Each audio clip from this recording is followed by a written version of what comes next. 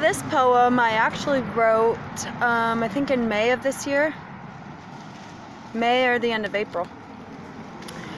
It's called Revelations 2025. I have posted it on my other channel, but I'm gonna post it on here because I have the whole thing memorized. Thank goodness, or I would have lost it. Anyways, here it goes. Wow, this is it. It took a while to get us out of this pit. I don't think I was the one digging. One thing is for sure, I was definitely missing.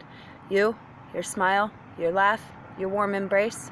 Back then I thought there was nothing we couldn't face. The day he took you, a piece of me died. I guess they had clout because they all just lied. You were 4 years old and what they did was so wrong. I didn't know that victory would take so long.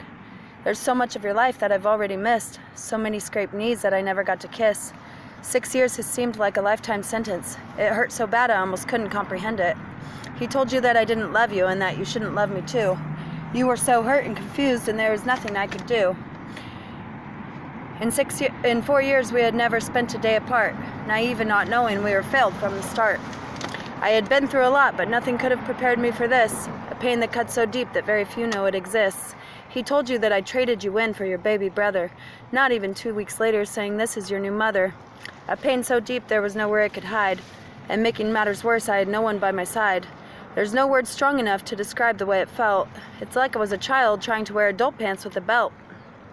No matter how hard I tried, the hole kept getting deeper. The devil with no limit said, I'm gonna keep her.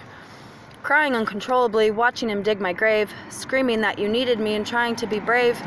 He turned and laughed at me, and this is what he said. Kristen, let's be real here. He'd be better off if you were dead. I sat down, scared, confused, and numb, wondering if the light at the end of the tunnel would ever come. I want you to know that nothing or no one could ever take your place, but God knew we needed another angel for the battle we had to face. I don't know that you don't know him that well, but your little brother loves you more than you could ever tell. No amount of evil could ever keep your bond apart. He's always had both of our backs, a warrior from the start. This road to victory has been extremely long. At times I even wondered if we were dealt the wrong cards. All the late nights crying, hoping we'd make it out alive, because what we were up against, we were not meant to survive.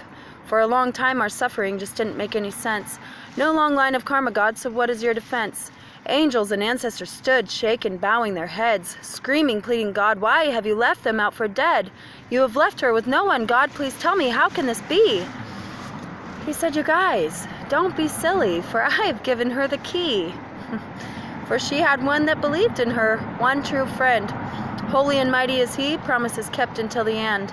I thought his answer was subtle, slow throughout the years, but that was just my limiting belief. I was just blinded by my tears. Irreparable harm is all my heart could hear, not realizing all along his answers were muffled by my fears. After years and years of crying, thinking I was all alone, on the very darkest night I realized I was never on my own. For he knew the day that I ran out of tears, the heavens would rejoice, because in the dead of silence I would finally hear his voice. Blinded by illusions of the devil's evil schemes, God stood there, faith unwavering. He never abandoned me. He stood there ever patiently, wiping away my tears. That's when I finally realized he was there throughout the years. Completely in awe of his faith and love and grace, that's also when I realized that the devil was lying to my face. Right now he's desperately hoping that I'll feel guilty and I'll run. But let me tell you something, that's not gonna happen, devil. And you don't even get a pun. Bye, hope you enjoyed it.